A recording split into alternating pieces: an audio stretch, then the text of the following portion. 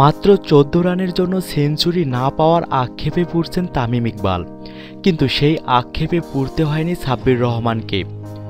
New Zealand এবং স্বাগতিক আয়ারল্যান্ডের বিপক্ষে ত্রিদেশীয় সিরিজে মাঠে নামার আগে একমাত্র প্রস্তুতি ম্যাচে আয়ারল্যান্ড এ দলের বিপক্ষে ঝড়ো সেঞ্চুরি তুলে নিয়েছেন সাব্বির রহমান।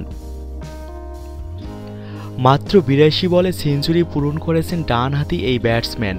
82 বলের মোকাবেলায় 16-4 ও 1-6 সেঞ্চুরি পূরণ করেন এই ডানহাতি টি-20 স্পেশালিস্ট। দলের বাকি ক্রিকেটারদের ব্যাট করার সুযোগ দিতেই সেঞ্চুরি পূরণ করে স্বেচ্ছায় অবসরে যান সাব্বির রহমান। এর আগে 49 বলে হাফ সেঞ্চুরি পূরণ করেন সাব্বির। 49 বলে 7টি 4 ও 1-6 হাফ সেঞ্চুরি পূরণ করেন তিনি। সাব্বিরের আগে হাফ সেঞ্চুরি পূরণ করেন ওপেনার তামিম ইকবালও।